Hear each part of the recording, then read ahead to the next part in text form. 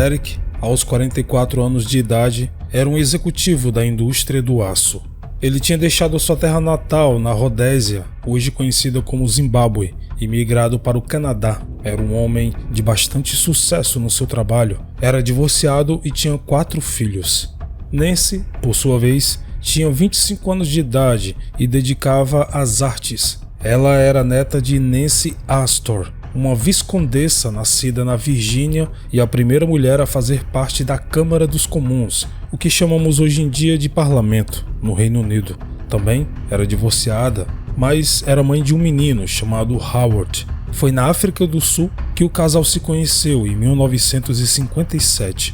Eles se casaram em 1960 e tiveram uma filha 4 anos depois, no dia 13 de abril de 1964, a quem deram o nome de Elizabeth Rayson. A certa altura, o casal estava aposentado, com 5 filhos criados, cada um com sua própria vida e com a mais nova bem encaminhada. Era hora deles descansarem e usufruírem do melhor da vida, aproveitando os frutos de um trabalho árduo. E como já tinham viajado pelo mundo inteiro devido ao trabalho de Derek, o casal decidiu fincar suas raízes em um sítio de Bedford, na Virgínia, um local escolhido a dedo por eles por ser uma região bem tranquila e calma. Os 4 filhos de Derek viviam no Canadá e Howard, o único filho de Nancy, morava no Texas. Já Elizabeth, então com 20 anos, frequentava a Universidade da Virgínia, em Charlottesville, a cerca de 150 quilômetros da casa dos pais. O casal era conhecido na comunidade como pessoas bem sofisticadas, devido às suas viagens e educação, além de serem muito queridos por todos. Mas, após 5 anos de terem tomado a decisão de se aposentar, uma tragédia atingiu a família. No dia 3 de abril de 1985, uma quarta-feira, uma vizinha bateu à porta dos Rayson, depois de ouvir dizer que o casal não era visto há alguns dias. Estranhamente, a porta estava aberta, e assim que entrou na residência, ela fez uma chamada frenética para a polícia. Quando os oficiais chegaram, encontraram o cadáver de Derek, então com 72 anos, que jazia no hall de entrada da casa em uma poça de sangue. Nancy, com 53 anos, encontrava-se no chão da cozinha num cenário semelhante. Ambos apresentavam vários golpes de faca no corpo, suas gargantas tinham sido cortadas. Uma equipe forense iniciou os trabalhos, coletando evidências.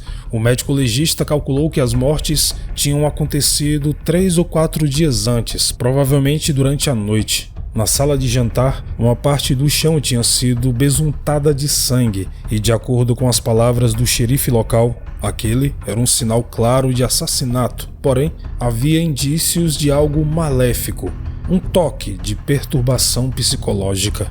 O xerife descobriu 2 pegadas no interior da residência. O assassino tinha tirado o calçado, estando apenas de meias. Ainda assim, tinha deixado a sua marca com o sangue das vítimas. Os investigadores não encontraram sinais de entrada forçada. Derek ainda estava com sua carteira no bolso com dinheiro e nada parecia ter sido tirado. Um possível roubo estava fora das hipóteses. Na sala de jantar, podiam-se ver 2 pratos com comida, mas 3 cadeiras foram puxadas para trás. O cenário sugeria que o casal conhecia o seu assassino e que se sentou à mesa com eles. Muito provavelmente, eles abriram a porta, convidando-o a sentar enquanto terminavam a sua refeição.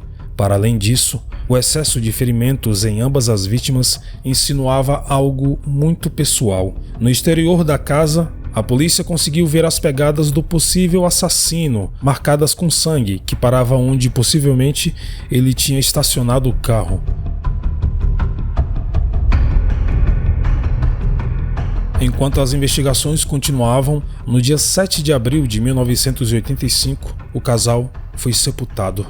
Era um caso terrível, mas a polícia tinha que continuar a investigação e, como é habitual, começaram por dentro da família. Os filhos de Derek, todos com álibis, mostraram-se abalados, mas cooperaram muito pouco com a polícia. Foi muito difícil arrancar qualquer informação deles, que diziam apenas que seus pais eram muito queridos por todos e que ele jamais poderia imaginar se algum parente próximo seria capaz daquilo. Já Howard, o filho de Nancy, também com um álibi, foi o que se mostrou mais interessado em ajudar na investigação, dando todas as informações possíveis. Em relação a Elizabeth, ela tinha alugado um carro com o namorado e foram passar um final de semana na capital, Washington, justamente na época em que os pais foram atacados.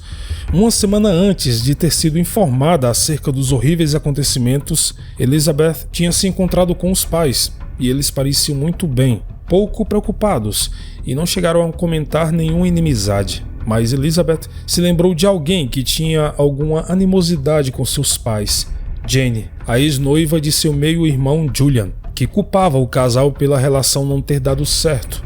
Jane vivia em Lynchburg, a apenas alguns quilômetros da casa da família Hayson. Naturalmente, ela foi chamada para depor, mas tinha um álibi para o fim de semana. Porém, a polícia acabou descobrindo que Jane tinha um passado meio suspeito. Ela teve alguns episódios de instabilidade emocional e tinha se envolvido em um culto duvidoso em Richmond.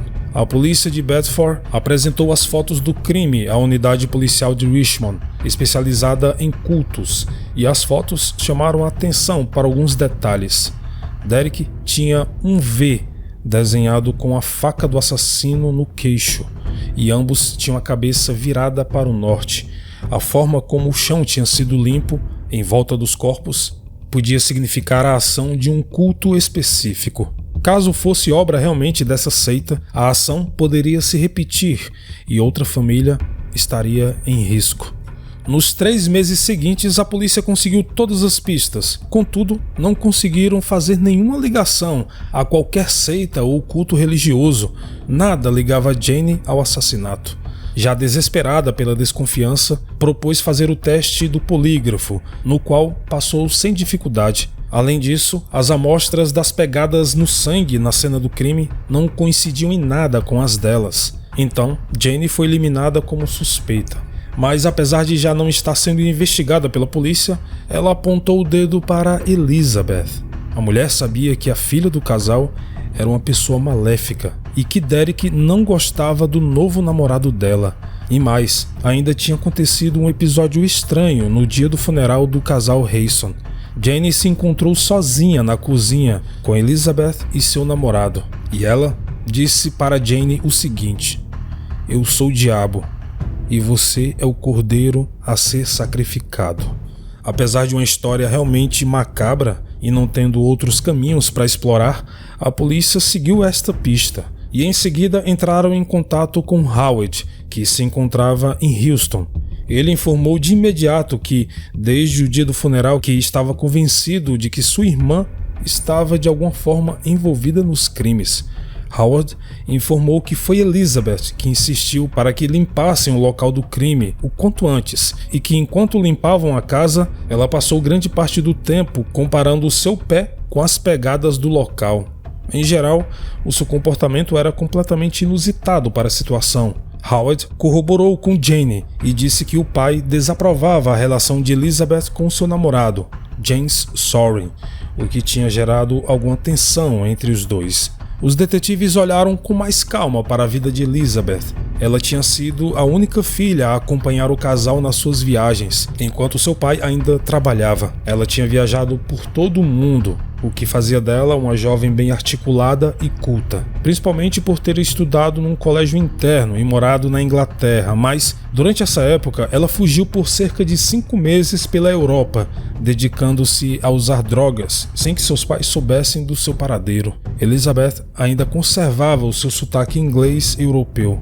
James era filho de um diplomata alemão e também tinha passado grande parte da sua vida fora do país, mudando-se para os Estados Unidos quando tinha 11 anos de idade. Ambos eram extremamente inteligentes e estudavam em uma das melhores universidades do estado. Inclusive foi na faculdade da Virgínia que os dois se conheceram. Elizabeth tinha 20 anos na época e James 18. O rapaz era bastante imaturo, tendo crescido num ambiente bastante protegido do mundo exterior pelos seus pais. Ele era o que normalmente chamamos de geek. Por trás de seus óculos de lentes grossas, escondia-se um rapaz tímido, solitário, pouco vivido e com uma personalidade bastante rasa. Provavelmente ele viu em Elizabeth uma personalidade mais forte que podia cuidar dele e de quem podia depender para o que quer que fosse. Não sendo o jovem mais bonito do campus, inicialmente James estranhou o interesse por parte de Elizabeth, que era muito bonita, inteligente e sofisticada, mas deixou as suas preocupações para trás e decidiu se entregar. O que o rapaz não sabia é que Elizabeth, emocionalmente, era um barril de pólvora, prestes a explodir. O seu ressentimento em relação aos seus pais era crescente. A jovem os considerava controladores, dizendo que seus pais não amavam como ela merecia e que por isso a tinham enviado para um colégio interno, mas, em paralelo, era uma jovem inteligente, determinada, manipuladora, mas que fazia qualquer coisa para conseguir o que quisesse. Quando ela conheceu James, parecia que duas peças de um quebra-cabeça tinham se juntado. Era nítido para todos que os dois estavam apaixonados, mas era óbvio que Elizabeth quem comandava o barco.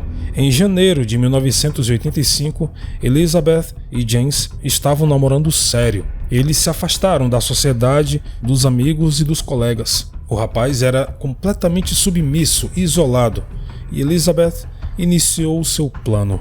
Durante as férias e emocionalmente inseparáveis, Elizabeth escreveu para o namorado contando os abusos por parte dos seus pais, falando o quanto eles a odiavam. James, solidário com a dor de sua amante, também aprendeu a odiar o casal Hayson. O amor de James seria tão grande ao ponto de matar por Elizabeth? A polícia aprofundou a sua investigação e conseguiu ter acesso aos registros do carro alugado por Elizabeth e James no fim de semana da morte dos Hayson. O aluguel foi feito no dia 29 de março de 85, na sexta-feira anterior à descoberta dos corpos. Havia um estranho excesso na quilometragem feita pelo casal. Eles tinham feito uma viagem de ida e volta entre Charlotte e Washington, mas tinha mais de 360 quilômetros a mais na contagem dos quilômetros. Esse tempo extra correspondia aproximadamente a uma viagem de Washington até a residência dos Hayson. Confrontada com estas informações, Elizabeth informou que ela e o namorado só tinham se perdido em direção à cidade. Porém, quem é que anda perdido por mais de 360 quilômetros? Quem é que anda perdido por cerca de 4 horas? Elizabeth informou que, na noite daquela sexta-feira, eles tinham se hospedado em um hotel e que os policiais poderiam verificar as faturas de seu cartão. Os investigadores ligaram para o hotel e eles informaram que realmente alugaram um quarto para 2 pessoas. Ao ser questionada sobre a sua relação com os pais, Elizabeth disse que os amava e que seus pais eram impecáveis. Ainda assim, a polícia verificou o carro que tinha sido alugado. O luminol não revelou pistas de sangue, mas era o ano de 1985 e testes de DNA ainda não estavam disponíveis. Depois disso, a jovem, com o intuito de desviar os olhares da polícia, apontou o dedo para o primeiro marido da sua mãe. Obviamente, os policiais foram à procura do homem, mas não conseguiram encontrar nada de relevante. Paralelamente a tudo isso, no laboratório de Richmond, as pegadas deixadas no local estavam sendo minuciosamente avaliadas. Tratava-se de pegadas de um homem que calçava entre 37 e 38, ou de uma mulher que calçava entre 35 e 36,5, o que significava que o assassino tinha sido, provavelmente, uma mulher alta ou um homem baixo. As amostras de sangue do local também foram testadas. Foram encontrados tipos diferentes de sangue, tipo A, pertencente a Derek Hayson, e tipo AB, pertencente a Nancy. Foi também encontrado o tipo de sangue O no quarto, e na parte da frente da residência, um tipo de sangue B. Estas eram pistas bastante fortes numa investigação que quase não tinha por onde seguir. O sangue tipo O é compartilhado com cerca de 48% da população mundial. Já o sangue B é partilhado por cerca de 10%. A pedido da polícia, Elizabeth deu as suas impressões digitais, marcas das suas pegadas e uma amostra do seu sangue. As pegadas não coincidiam com as deixadas na cena dos homicídios, mas Elizabeth fazia parte dos 10% da população que tinha sangue tipo B. 6 meses após as mortes e com a equipe de investigação sendo trocada constantemente, uma enorme pressão caiu sobre o xerife local, que estava cada vez mais frustrado com a falta de resultados em relação a este caso. Ele então voltou suas atenções para James e chamou o rapaz para conversar. James chegou pretensioso, arrogante, com o ar de ter a certeza de ser mais esperto na sala de interrogatório e fez questão de deixar bem claro que se sentia completamente chocado por estar sendo interrogado por ser considerado um suspeito. Quando lhe pediram uma amostra de seu sangue e as suas impressões digitais, ele se recusou.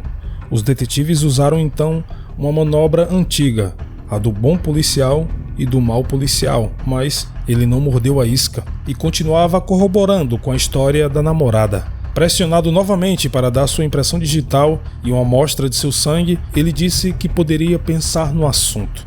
O seu argumento para não dar as amostras solicitadas baseava-se no fato dele ser o filho de um diplomata, e caso entrasse no jogo da polícia, a carreira de seu pai seria automaticamente destruída. No dia seguinte, James contactou a polícia e informou que na semana seguinte, data que acabava as provas de sua faculdade, iria enviar as suas amostras, mas esta foi apenas uma tática para ele ganhar mais tempo. Foi Howard, o meio-irmão de Elizabeth, que morava em Houston, que alertou a polícia. Eu disse a vocês que tinha sido eles. Eu os avisei e vocês deixaram eles escapar. Eles fugiram. A polícia visitou o apartamento de Elizabeth, em Charlottesville, à procura de pistas do destino do casal, mas não conseguiram encontrar nada. Ainda assim, a colega de apartamento de Elizabeth entregou uma carta à polícia, escrita por James, aos cuidados do xerife local, Rick Gardner, que dizia o seguinte: sugiro que continue a sua investigação como antes. Duvido que encontre quem procura. Só posso lhe dizer que sou incapaz de cometer um ato desses. A polícia desconfiava que o casal tivesse viajado para algum país da Europa, já que ambos já tinham vivido lá anos antes. Os aeroportos nacionais foram todos contactados e 2 dias depois o carro de James foi encontrado no aeroporto de Newark, em Nova York. As contas bancárias dos dois tinham sido esvaziadas, e sendo que a acusação contra os dois era apenas circunstancial, a Interpol não podia intervir ao lançar qualquer mandado de captura. Era como procurar uma agulha no palheiro. Ambos tinham experiência em viajar e eram poliglotas. Podiam se encaixar em qualquer país, em qualquer continente, e conseguiriam passar despercebido por qualquer lugar. A polícia estava frustrada, sem muita coisa que poderiam fazer. Enquanto isso, o casal viajou para Londres, mas ficaram pouco tempo. De lá, foram rumo à Tailândia, onde montaram um esquema de cheques de viagem e onde conseguiram, no submundo, identidades novas. Talvez por terem conseguido documentos de identificação diferentes, eles se sentiram à vontade em voltar para Londres, e assim fizeram. Chegando lá, abriram uma conta num banco com suas novas identidades, oriundas do Canadá. Entretanto, eles se mudaram para Canterbury, no sudeste da Inglaterra, onde se misturaram com a população como estudantes de intercâmbio, mas o casal precisava de dinheiro e acabaram montando um esquema. Em Londres, numa grande cadeia de roupas, eles procuravam as peças mais caras e as compravam com cheques sem fundo. Antes que o cheque fosse devolvido, eles iam em outra loja da mesma marca e devolviam os itens, recebendo o reembolso em dinheiro. O esquema funcionou durante um tempo, mas no dia 30 de abril de 1986, eles acabaram chamando a atenção de um empregado, que alertou a polícia. O casal foi chamado à delegacia. Elizabeth e James tentaram iludir a polícia vestindo a pele das suas novas personas, mas não conseguiram convencer ninguém. O apartamento onde viviam foi revistado e os agentes acabaram descobrindo várias peças de roupa com os recibos agregados, várias identidades incluindo as verdadeiras e cartas trocadas entre ambos. Entre promessas de amor eterno entre os amantes, a polícia viu algo que chamou a atenção: menções a um homicídio. Eles tinham escrito a forma como tinham limpado as suas impressões digitais. Em seu diário, Elizabeth escreveu o seguinte: será possível hipnotizar os meus pais, fazer voodoo neles e levá-los à morte? Parece que a minha concentração nas suas mortes está causando problemas. Os meus pais estão ficando zangados. Podemos esperar até nos formarmos e deixá-los para trás, ou podemos nos livrar deles brevemente. Em outra entrada em seu diário, Elizabeth escreveu: "Faça isso por mim." Apesar dos agentes não saberem de qual homicídio se tratava ou mesmo se era algo real, eles detiveram o casal por emitirem cheques sem fundo. Assim, poderiam ganhar tempo até conseguirem esclarecer de vez o assunto e a real identidade dos dois. Numa avaliação mais detalhada nas cartas, os policiais descobriram o nome dos detetives do caso do assassinato dos pais de Elizabeth, Checkmate. No dia 30 de maio, 7 meses após o casal fugir dos Estados Unidos, os detetives da Virgínia receberam uma chamada. Tratava-se de um delegado de Londres e o agente confirmava que estava com Elizabeth e James sob custódia. Ele então fez uma pergunta: os pais dela foram assassinados? E assim que o agente ouviu a resposta do outro lado do oceano, acrescentou: os assassinos estão presos na minha delegacia. Inicialmente, os policiais norte-americanos acharam que se tratava de uma coincidência, mas quando tiveram certeza das suas identidades, voaram imediatamente para Londres para interrogar os suspeitos. De acordo com as leis inglesas, e sendo que as cartas não eram prova suficiente, os agentes podiam entrevistar o casal por 4 dias. Caso não encontrassem pistas concretas para detê-los por homicídio, não podiam mantê-los por muito tempo, sendo que o casal enfrentaria apenas acusações por fraude. O ideal seria uma confissão. Eles entrevistaram Elizabeth com uma tática contrária à habitual. Eles queriam apanhá-la de surpresa e assim deixá-la nervosa. Então eles começaram pedindo que ela descrevesse o amor que tinha pelos seus pais. A mulher contou tudo como se fosse um conto de fadas. A relação de seus pais era algo praticamente perfeito e o amor deles era infinito. Quando os agentes se cansaram de ouvir tanta mentira, eles a confrontaram com as entradas no seu diário e com as cartas escritas para James, onde ela desejava a morte dos pais.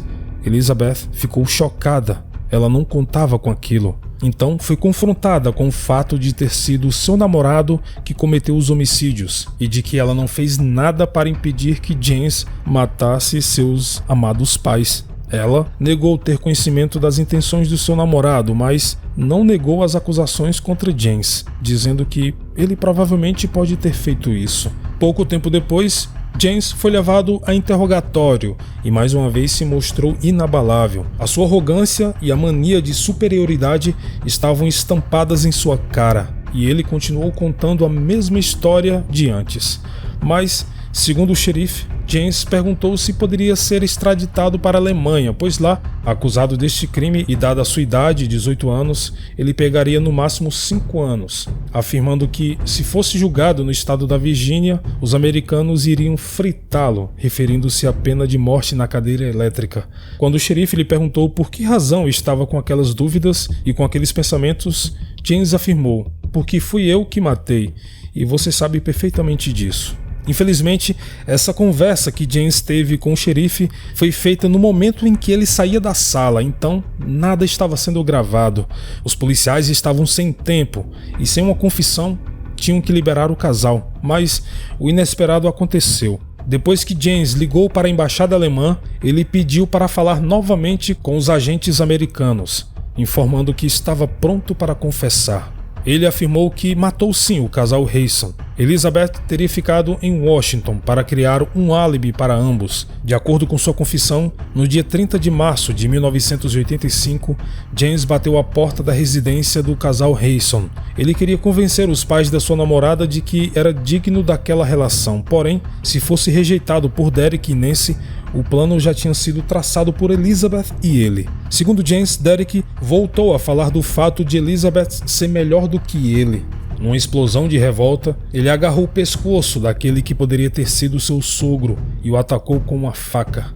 Nancy se levantou e foi em direção à cozinha para tentar pegar uma faca e se defender, mas ela perdeu a luta contra o agressor. James continuou com sua confissão, dizendo que tentou disfarçar as pegadas, besuntando o sangue pelo chão da cozinha com seus pés. Depois ele se dirigiu ao andar de cima, onde se lavou em um dos banheiros, retirou suas roupas ensanguentadas e fugiu do local.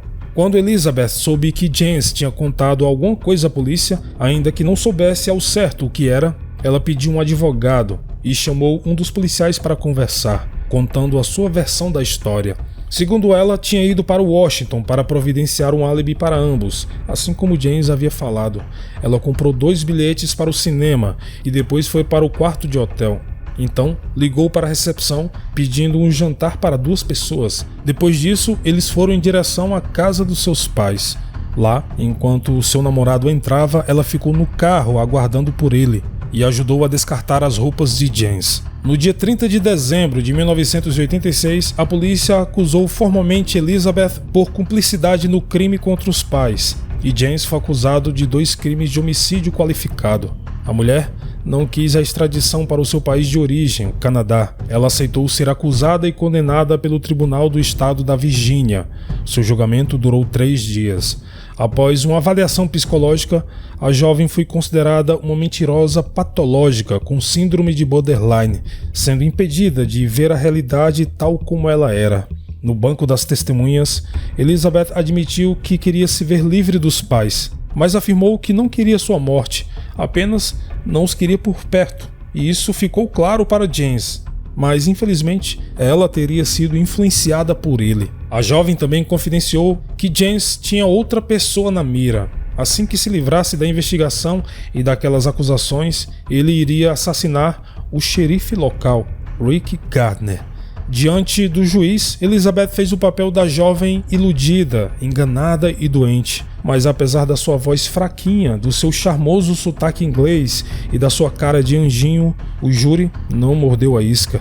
Ela foi considerada o cérebro dos homicídios. No dia 23 de agosto de 1987, finalmente foi considerada culpada e sentenciada a 45 anos de prisão por cada morte, que deveriam ser cumpridos consecutivamente, sem direito à liberdade condicional. Em relação a James, ele fez de tudo para não voltar aos Estados Unidos, onde poderia enfrentar uma sentença de morte.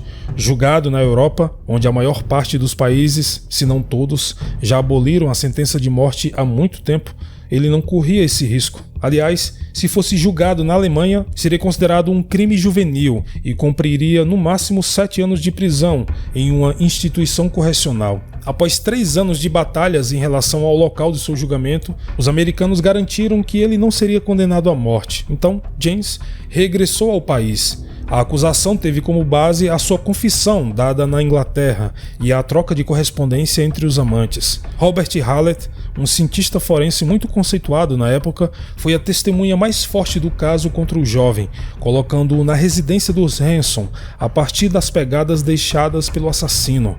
Ele as comparou com as de Elizabeth e a de todas as pessoas que poderiam ter acesso à residência, sendo que a única pessoa que correspondia era James. Por fim, Elizabeth Hanson, que se sentou no banco das testemunhas, falou que James tinha confidenciado que matar os seus pais tinha sido a coisa mais maravilhosa que ele tinha feito, até porque tinha feito por ela, e que era tão maravilhoso também porque jamais alguém saberia. A defesa contra-atacou, afirmando que James tinha sido apanhado na teia manipuladora da sua namorada. Elizabeth tinha sido o cérebro de toda a operação. James era um jovem imaturo, ingênuo e pouco vivido, e que, quando Elizabeth lhe deu atenção, ele se deixou levar pelo seu plano assassino e malévolo. Tratava-se de um jovem apaixonado que tinha sido levado a acreditar no amor de uma jovem manipuladora. James também se sentou no banco das testemunhas. Em sua própria defesa, ele contou que combinou com Elizabeth que iria se considerar culpado e, após cumprir 5 anos de encarceramento na Alemanha, voltaria para esperar por ela, onde os dois poderiam se casar. Ele disse que só cometeu o crime para proteger a sua amada, mas que a verdadeira assassina era Elizabeth Hanson. No dia 21 de junho de 1990, após 4 horas de deliberação, o júri informou o seu veredito: culpado. James foi sentenciado à prisão perpétua, sem direito à liberdade condicional. Anos depois, em novembro de 2019, Elizabeth ganhou o direito à liberdade condicional, mas ela teria que voltar para o Canadá, o que aconteceu em janeiro de 2020. No mesmo mês, após os seus recursos serem negados 14 vezes, James também recebeu a liberdade condicional e ele foi extraditado para a Alemanha. Até hoje, ele mantém a sua inocência. Escreveu um livro e deu várias entrevistas para canais de TV. Segundo as suas mais recentes declarações, os acontecimentos foram semelhantes ao que ele relatou em sua confissão. No entanto, os personagens tiveram papéis inversos. James teria ficado em Washington e foi ao cinema, enquanto Elizabeth se deslocou para a casa dos pais. Segundo ele, não sabia dos planos da namorada até ela voltar para o hotel. Quando abriu a porta do quarto, Elizabeth estava branca, completamente sem sangue, e repetia a frase: "Eu matei os meus pais, eu matei os meus pais, eu matei os meus pais." Ela parecia em estado de choque, e quando James conseguiu acalmá-la, ela pediu ao namorado que dissesse que os dois estavam juntos, em Washington. Ele, para proteger a amada, aceitou. Segundo James, foi naquele momento que tomou a pior decisão da sua vida. Decidiu confessar o crime. Bom, depois de tanto tempo é realmente bem difícil acreditar em James. Este foi o vídeo de hoje. Espero imensamente que tenha gostado, não do caso em si, mas da forma como eu narro a história. Muito obrigado pelo carinho e atenção de todos e, como sempre, nos vemos nos comentários. Até mais.